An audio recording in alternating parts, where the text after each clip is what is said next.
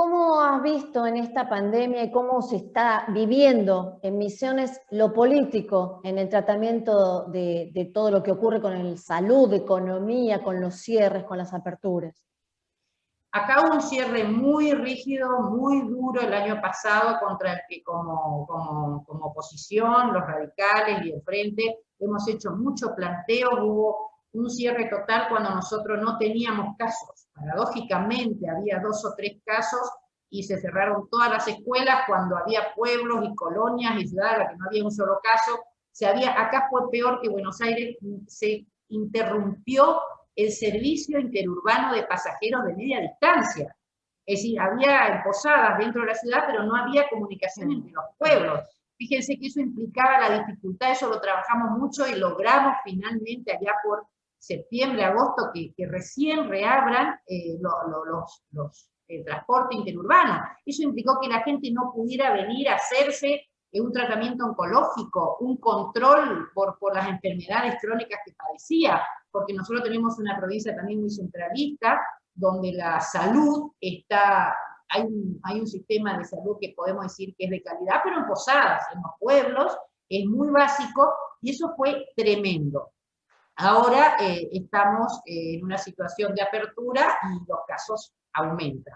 Económicamente, el gobierno, el cierre de las fronteras, ¿no? El cierre total de las fronteras, implicó que no se jugaran tanta plata afuera con el comercio, y eso hace que la economía regional, la economía provincial, no tuviera un déficit tan grande como se dio en otras provincias. Es decir, increíblemente los indicadores en nuestra provincia mejoraron durante la pandemia, pese a que porque tiene que ver con esa situación. Misiones sabemos que tiene el 90% de frontera internacional, entonces acá, y Posadas, particularmente la capital, genera cuando hay frontera una salida permanente de dinero, de recursos, de divisas.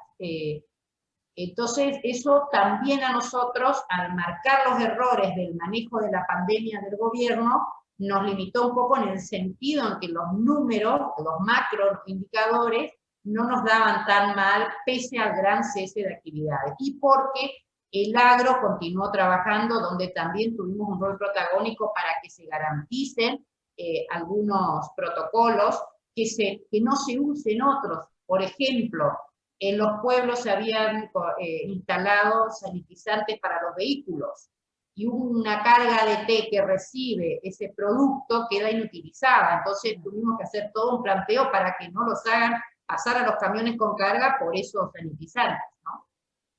En estas nuevas medidas que tomó el gobierno nacional en las últimas horas, no sé qué decisión adoptó Misiones, si se van a aplicar o no, pero ¿cómo ves esas medidas, especialmente en lo referente a la educación, que acá en la ciudad de Buenos Aires y en la general está cerrada, todavía no sabemos si en la ciudad se va a acatar o no, y si tenés miedo que el cierre de escuelas se llegue a tomar también esa decisión en Misiones, si es que no se tomó ya? En principio, la provincia no adhirió ni siquiera al decreto anterior. Al decreto anterior adhirieron algunos municipios, como el caso de Posadas o Verá, que es una de las segundas ciudades, y ahora ya anunció el gobernador que no adheriría. De hecho, nosotros tenemos elecciones el 6 de junio, por lo tanto estimo que van a tratar de no hacer cierre de actividades antes de las elecciones. Acá la estrategia del gobierno provincial es desdoblar las elecciones, porque saben que si las unifican con el gobierno nacional van a sufrir los efectos y van a tener una menor performance, y a nosotros nos hubiera beneficiado mucho. Entonces yo creo que acá van a tratar de no cerrar actividades, pero no hay que olvidar una cosa. Cuando se inicia la pandemia, en marzo del año pasado, Misiones fue la primer provincia del país que decretó el cese de actividades educativas. De hecho, me recuerdo que Ginés González García en un momento dijo, no como alguna provincia que no pudiendo resolver un conflicto salarial, cerró las escuelas. Acá había un gran conflicto salarial y un gran brote de dengue. Entonces, 2 días antes que la Nación, Misiones ya cerró las actividades escolares. Hoy estamos con presencialidad, con dualidad, pero con un gran conflicto docente muy latente, que de hecho hoy acaban de venir a Posadas en una marcha, va a haber un acampe de 2 días, porque acá hay un problema salarial muy, muy grave que el sector docente reclama, el sector docente que no responde al gremio oficialista, al gremio oficial, que es el brazo político del gobierno provincial. Anita, a veces todos los que estamos, bueno, los que están en política, los que estamos en comunicación, nos empieza a preocupar lo social. Recién hablaste de acampes, hablaste de protestas, uno acá ve cacerolazos, ve gente muy enojada, gente que ya se quiere resistir a lo que diga el gobierno, no importa lo que sea, porque no le cree o porque ya no puede más. ¿Cómo vislumbrar lo que se viene, más allá, digo, de las elecciones, ¿no? En lo social, ese sentimiento que uno tiene de que algo se está como armando de enojo en la gente? Con mucha preocupación, porque también llega un momento en que la sociedad se harta de la política, y eso es lo peor que nos puede pasar, y esto uno lo ve acá. Acá hay muchos problemas en esta provincia de inseguridad. De hecho, hay ya los colonos, los dueños de chacras, los trabajadores rurales empezaron a armarse y a defender acá el robo de yerba mate. Ha sido tremendo el robo de ganado, el abigeato, todo el año pasado. Entonces hay mucha bronca, mucha reclamo de seguridad y de no ver que el Estado ni la política le resuelve los problemas a la sociedad. Y esto termina, en cierta manera, afectándonos a todos, y eso es lo preocupante, que yo siento que a nivel nacional hay más bronca hacia el gobierno. La sensación que uno tiene acá por el manejo de la prensa, esa cuestión tan hegemónica, de una oposición tan chica, porque nosotros somos 5 legisladores radicales y 9 de Juntos por el Cambio, sobre 40, fíjense, nosotros no tenemos ninguna intendencia en Juntos por el Cambio ni como radicalismo. De hecho, hubo un año que no hubo un intendente opositor. En el 19 quedaron 3 intendencias en manos de la oposición de un partido provincial, el Partido Agrario y Social, de los cuales 2 ya fueron cooptados. Hoy hay un solo intendente de los 77 municipios que es opositor. Entonces tenemos solamente los consejos deliberantes, donde tenemos una minoría mínima, suponémosle sobre 7 concejales 1, sobre 5 concejales 1, entonces la gente no logra visibilizar esta cuestión de qué uno marca como oposición y termina diciendo la política es la que no nos puede resolver el problema. Y eso yo creo que es muy grave. Creo que ahí como partido, como frente, tenemos que hacer una alerta, porque cuando la sociedad empieza a rechazar la política, estamos en un terreno de mucha gravedad. Acá el tema de la inseguridad es un clamor total, fuertísimo en las zonas rurales, y a eso también el aumento de la pobreza. El Estado acá en la provincia, que ustedes, como les decía hoy, no le desmejoraron tanto los índices, además tenemos una aduana interna, porque acá hay una suerte de aduana interna cuando ingresa la mercadería, tiene una recaudación interesante y hace mucho asistencialismo, pero no resuelve el problema de trabajo, de empleo y de seguridad de la sociedad.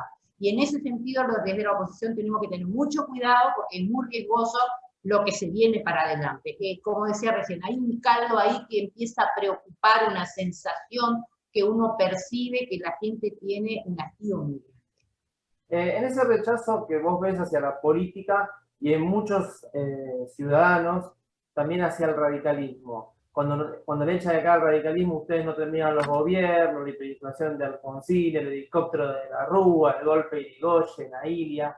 ¿Cómo le dice a la gente, el radicalismo no es eso, el radicalismo es otra cosa? Marcando siempre, a ver, nosotros tenemos también acá un gobernador que no terminó, que de hecho se fue a completar la gestión con Alfonsín, y eso también siempre se nos achaca. Nosotros siempre hacemos eso, lo que pasa es que, bueno, vuelvo a decir, esta es una provincia compleja con la ley de lemas y la hegemonía. Y también no es solo la hegemonía política, también los medios de prensa. Es muy difícil que nosotros podamos hacer escuchar nuestras voces. Entonces, tenemos que trabajar todos los días permanentemente buscando medios alternativos para comunicar esto que señalaba hoy, ¿no? La Unión Cívica Radical no, eso nosotros garantizamos transparencia, garantizamos institucionalidad, sostenemos la libertad de las personas, marcamos, denunciamos al gobierno. De hecho, yo hace poco denuncié a un ministro. Esa es otra cosa que tenemos como provincia como dificultad. Tanta concentración del poder, tantos años con una oposición tan minoritaria, tienen blindados Nosotros sabemos que acá hay corrupción, sabemos que hay mucha más de la que podemos denunciar, pero muchas veces no tenemos pruebas. Yo hace poco logré hacer la denuncia a un ministro de Deportes con pruebas fundadas que de hecho lo hacen renunciar, pero bueno, la denuncia penal, ya no solo en política y en arquitectura, sino la denuncia penal debe seguir su curso.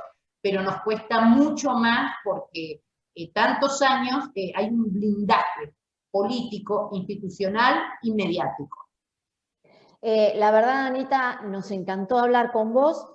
Nos gustó conocer, porque muchas veces uno lo escucha de lejos o lo lee en los medios, lo que pasa en cada provincia y lo que pasa con nuestro partido en cada provincia. Entonces, por eso nos parecen interesantes estas charlas radicales.